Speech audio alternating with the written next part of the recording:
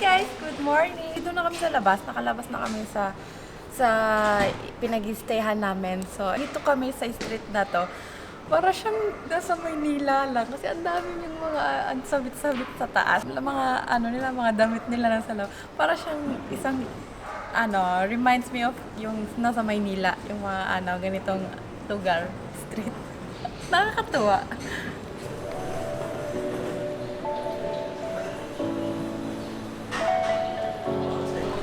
Hey guys, papunta kaming Mercado de la Bukira. Ay, hindi ko alam paano siya bigkasin. Bukirat. So, dito daw yung daan. So, let's go.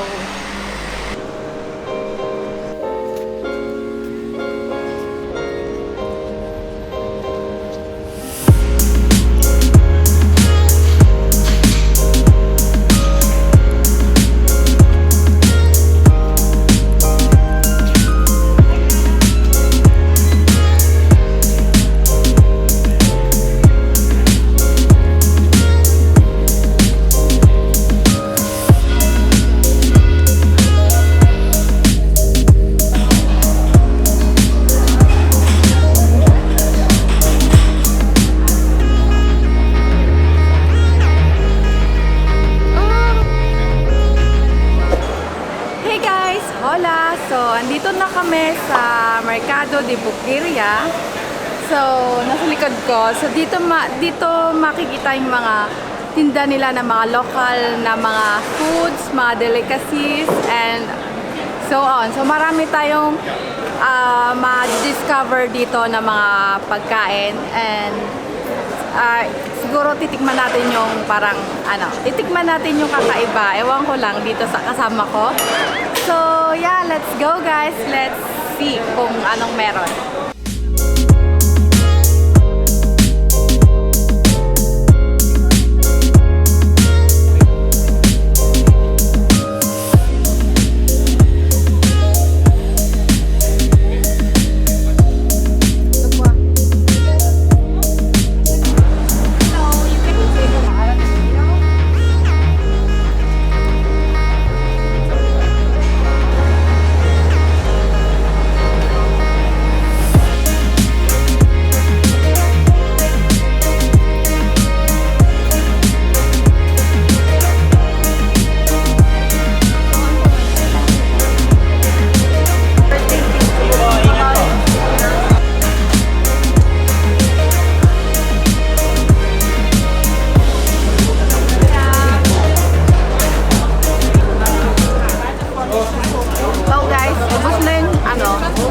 Binili namin mga prutas.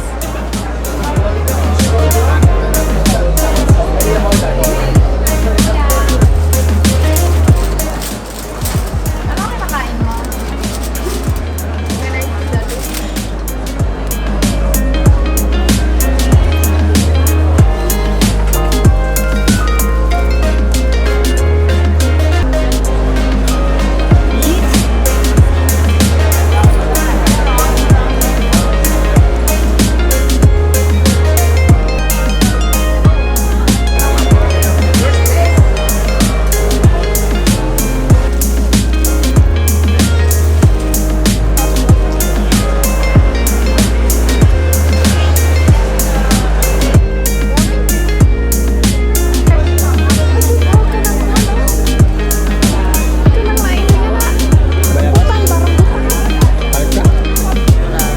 Passion fruit din yun. Pinoy po kayo?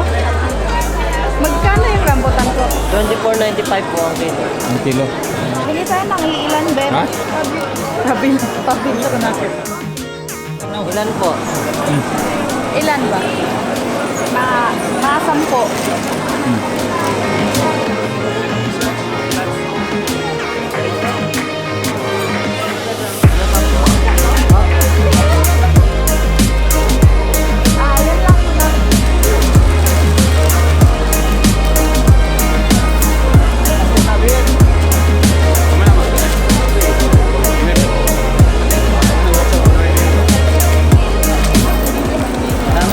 Thank you.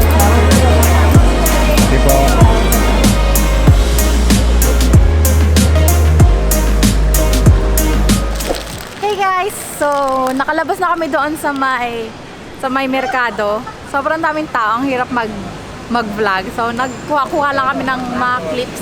Bumili ako ng rambutan. So, may rambutan tayo dito. Mga 10 pieces lang to. Titikman lang natin yung rambutan. So, ito yung style. Ito yung itsura niya. Well, alam niyo naman kung ano yung rambutan. So, titikman natin, guys.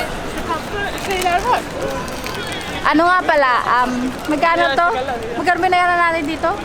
8 euro. 8 euro, 10 pieces. Medyo pricey siya. But, well, Lafang is life. So, let's taste it, guys. Kasi, ano to, yung napapanahon to sa Pilipinas ngayon. So, parang natakam ako nung nakita ko siya.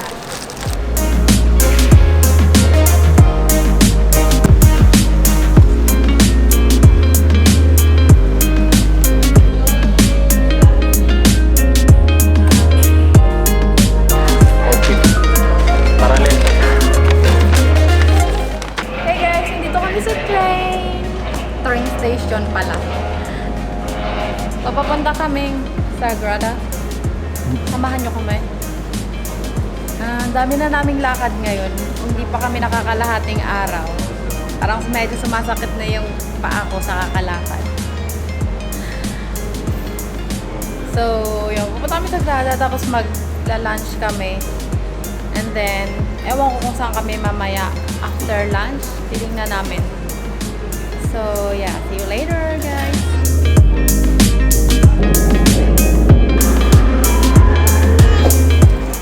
Hey, guys! So, wala. Andito na kami sa, Sagrada. Nakakalula siya, guys, in fairness. Sa personal. Grabe. Pag nakita mo sa personal yung, nakakalula siya rin. Ang laki. Grabe. Dambuhala.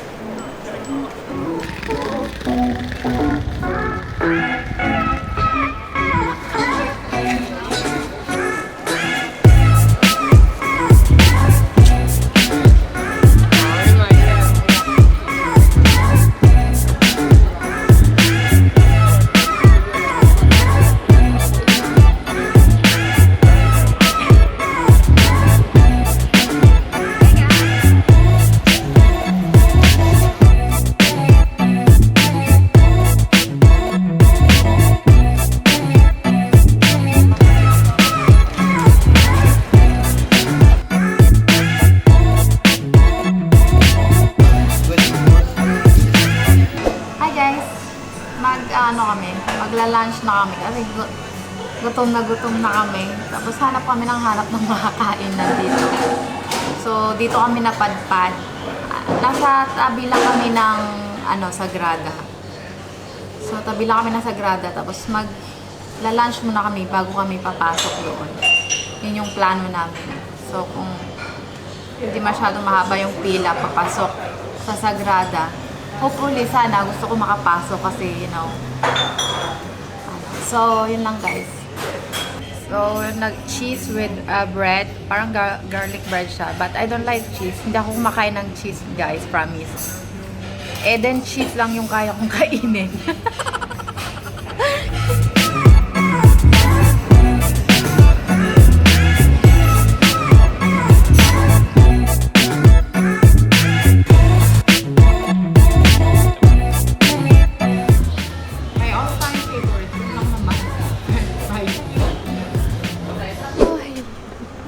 So guys, andito kami so hindi na kami pumasok doon sa may Sagrada, guys. Kasi By oras. by oras yung pasok niya. So kailangan namin maghintay doon. Kasi sobrang init. Ngayon dumiretso kami dito sa may park. Ano to? Balkan. Gal. Park Goy. Goy. Basta something ganon, Park Goy or Park Gal. Sipa, basta ganon, guys. Tingnan niyo yung daan, guys. Paakyat, tirik. Parang nakakit ng bundok.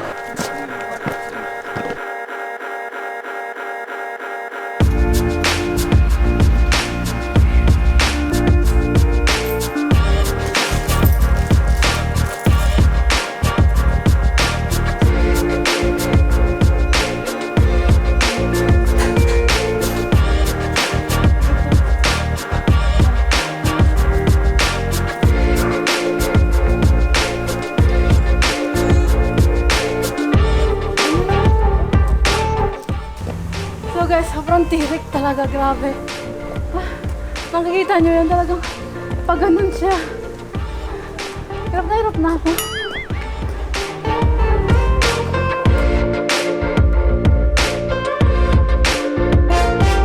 Hey guys, malapit na kami.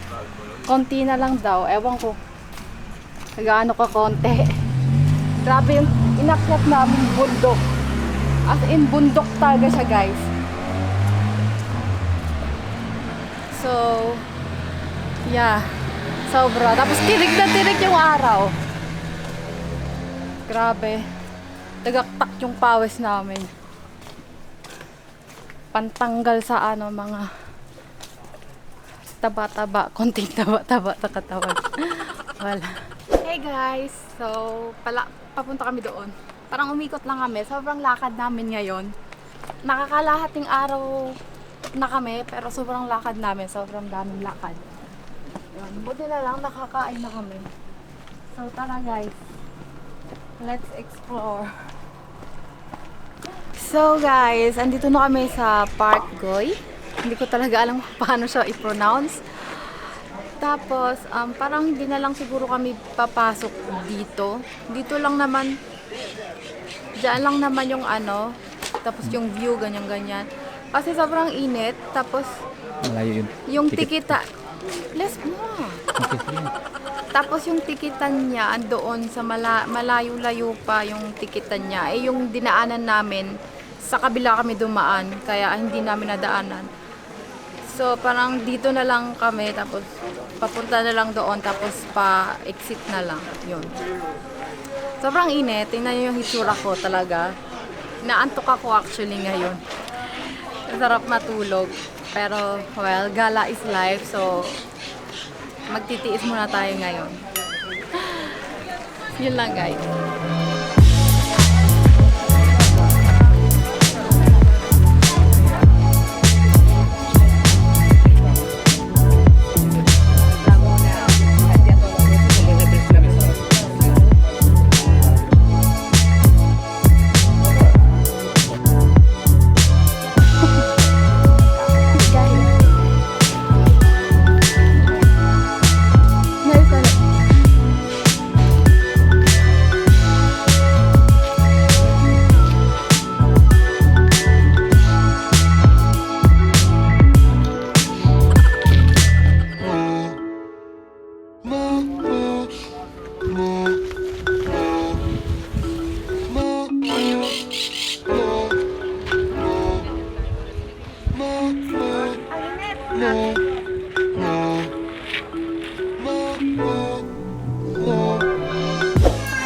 Hey guys, nandito kami sa isang Filipino na restaurant dito sa Barcelona. Yung pangalan ng restaurant is Los Hermanos. Yes. So, yun, naka-order na kami ng sinigang, Bicol Express, Pancit Canton, yun. And then, titingnan natin kung okay ba. Tapos, anong oras na ba ngayon? 8 na, 8 p.m. So, dinner time na. Dito kami magdi-dinner kasi kagabi wala kami masyadong maayos na dinner. So, babawi kami ngayon. Dito kami talaga para as in talaga lamon.